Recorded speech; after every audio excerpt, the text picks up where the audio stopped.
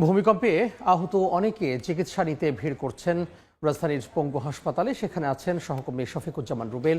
আমরা সরাসরি যুক্ত হব তার সঙ্গে।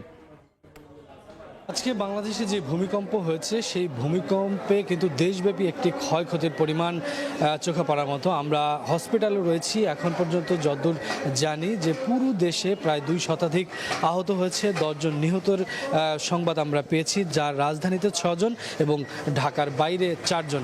এই মুহূর্তে আমি রয়েছি পঙ্গু হাসপাতালে। এখানে আমরা দেখেছি যে ঠিক ভূমিকম্পের পরপর থেকেই শুরু করে এখন পর্যন্ত হসপিটাল কর্তৃপক্ষ বলছে যে 114 জন রোগী এই পঙ্গু হসপিটাল থেকে চিকিৎসা নিয়েছেন এবং এখনও ভর্তি রয়েছে 19 জন। এবং যারাই এই পঙ্গুতে চিকিৎসা নিতে আসছেন আমরা দেখেছি সকলেরই পা, 2 পা, 1 পা, হাত ভাঙা। এবং তাদের সাথে কথা বলে যেটা জানতে পেরেছি, যখন ভূমিকম্প হয়, আপনারা জানেন 5.7 মাত্রার ভূমিকম্প, ঠিক তখন প্রচণ্ড ঝাঁকুনিতে সকলে আতঙ্কিত হয়ে পড়েন এবং তারা ভবন থেকে বের হতে যান। তখনই মূলত নানানভাবে তারা দুর্ঘটনার শিকার হন। অনেকে ভবনের 1তলা 2তলা থেকে লাফ দিয়েছেন, তারাও কিন্তু হাত পা ভেঙে এই পঙ্গুতে এসছেন। এখন পর্যন্ত পঙ্গুতে চিকিৎসা নিয়েছেন 115 জনের উপরে, মোট 19 জন এবং ভর্তি রয়েছেন 19 জন। এবং আপনাদের আগেই বলেছিলাম যে পুরো দেশব্যাপী যেই ঝাঁকুনি দিয়েছে তাতে বিভিন্ন জায়গায় ভবন ধস এবং বিভিন্ন আসবাবপত্র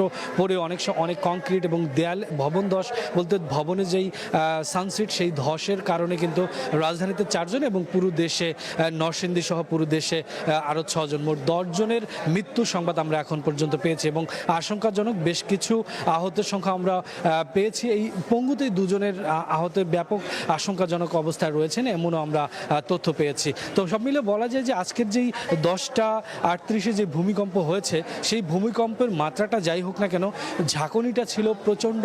তাতে কিন্তু পুরো বাংলাদেশ এবং তথা রাজধানী সহ রাজধানীর আশেপাশে, বিশেষ করে রাজধানী থেকে মাত্র 12 কিলোমিটার দূরে যে নরসিংদী এই যে এলাকা, এখানে ব্যাপক ঝাঁকুনি দেয়। তার ফলে কিন্তু প্রচণ্ড লেভেলে আতঙ্ক ছড়িয়ে পড়ে। অনেক মানুষ এখানে আহত হয়ে বা পা ভেঙে এসেছেন। শুধুমাত্র ভবন থেকে বের হয়ে নিরাপদ স্থানে যাওয়ার ক্ষেত্রে পদদলিত হয়ে অনেকে আহত হয়ে এই হসপিটালে আসেন। এখন পর্যন্ত অনেকে আসছেন। তো সব মিলিয়ে পঙ্গু হাসপাতাল থেকে এই ছিল এই মুহূর্তে। ভূমিকম্পে আহতরা রাজধানী পঙ্গু হাসপাতালে চিকিৎসা নিচ্ছেন, আর সেখান থেকে যুক্ত হয়েছিলেন সহকর্মী শফিকুজ্জামান রুবেল।